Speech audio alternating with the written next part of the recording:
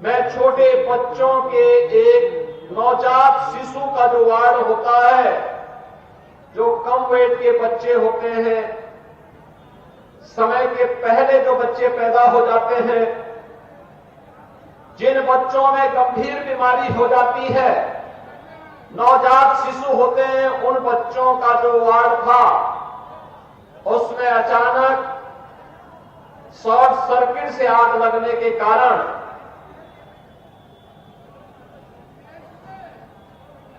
वहां पर एक दर्दनाक घटना घटित हो गई थी। 10 मासूम बच्चे उस अग्निकांड की चपेट में आ गए थे। तो उसी की व्यवस्था में वहां पर शेष 54 बच्चों को सुरक्षित निकाला जा सके और उन बच्चों को उपचार की व्यवस्था की जा सके, इसकी व्यवस्था में देर रात्रि से ही हम लोग लगे थे और रात्रि में ही स्वास्थ्य मंत्री और प्रदेश के डिप्टी सीएम श्री ब्रजेश पाठक जी भी वहां पहुंच गए थे और 10 बच्चों की वहां दुखद मौत हुई है। शेष बच्चे सुरक्षित हैं। वहां पे स्वास्थ्य विभाग की पूरी टीम, मेडिकल कॉलेज की पूरी टीम, प्रशासन और पुलिस प्रशासन की पूरी टीम सभी को सुरक्षित निकालने में सफल रही। लेकिन मेरी संवेदना उन सभी परिजनों के प्रति है जिन्होंने अपने मासूम बच्चों को खोया है और मुझे लगता है कि संवेदना के इस क्षण में हमारी संवेदना इस प्रकार की दुखद और दुर्भाग्यपूर्ण घटनाओं के प्रति होनी ही चाहिए। बहनों और भाइयों, इसलिए चाहते हुए भी व्यवस्था में लगे होने के कारण समय से मैं आपके बीच में यहां पर नहीं आ पाया। आपने जो उत्साह यहां पर दिखाया है, फूलपुर में फिर से कमल का फूल खिलना है, इसके लिए जो आपका ये संकल्प है, उसी के लिए मैं आपके पास आया हूं कहने के लिए। बहनों और भाइयों, आज जो कुछ भी आपको परिवर्तन दिखता है देश में और प्रदेश में, ये प्रधानमंत्री मोदी जी के नेतृत्व में, उनके यशस्वी मार्गदर्शन में ही संभव हो पा रहा है।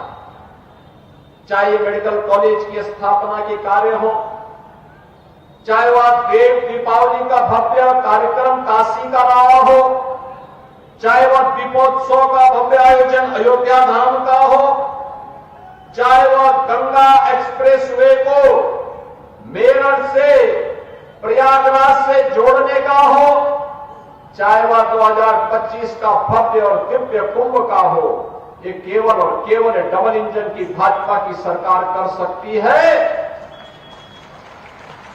समाजवादी पार्टी का कोसों दूर तक इससे कोई रिश्ता नहीं है। बहनों और भाइयों, इनको विकास से कौन मतलब है? इनको युवाओं से कौन मतलब रह गया है?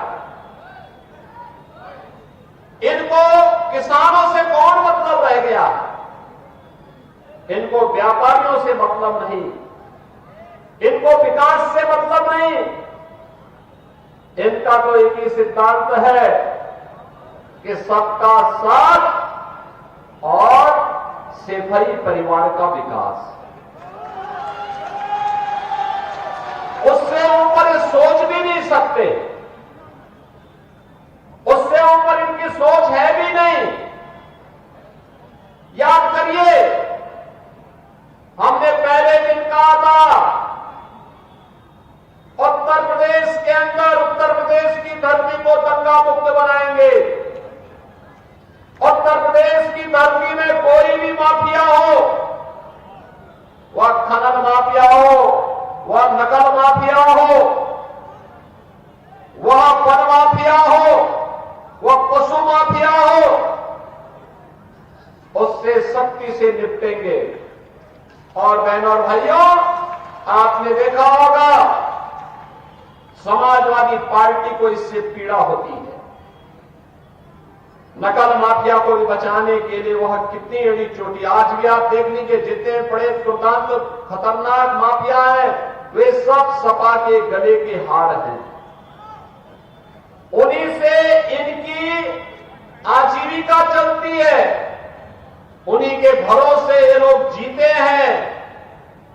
और इसीलिए जब युवाओं के लिए सुचितापूर्ण तरीके से परीक्षाएं हो, जब सरकार उन युवाओं के हित के लिए कार्य करते, हमने तो पहले दिन कहा था कि युवाओं के भविष्य के साथ खिलवाड़ करने वाले के भविष्य के साथ फिर हम भी खिलवाड़ करेंगे। हमारे युवाओं के भविष्य के साथ किसी को खिलवाड़ करने की छूट नहीं मिलनी चाहिए। और मैं फिर कहता हूं, नकल माफिया के खिलाफ हम कार्रवाई करेंगे। किसी भी युवा के भविष्य के साथ खिलवाड़ करने की छूट नहीं देंगे किसी को भी। प्रतियोगी परीक्षाएं सुचितापूर्ण तरीके से संपन्न हो, इसके लिए माहौल सरकार भी बनाएगी, संबंधित चयन बोर्ड और आयोग भी उसके लिए पूरी प्रतिबद्धता के साथ कार्य कर रही है। अच्छे नौजवान जब सेवा में आएंगे तो विकास की गति को द्रुत गति से आगे बढ़ाने के साथ ही गरीबों तक शासन की योजना को पहुंचाने में भी अपना योगदान देंगे। और प्रयागराज की धरती तो ये भगवान प्रयागराज की है, भगवान बेड़ी माधव की है, भगवान भारद्वाज की है, मां गंगा यमुना और सरस्वती की त्रिवेणी की है।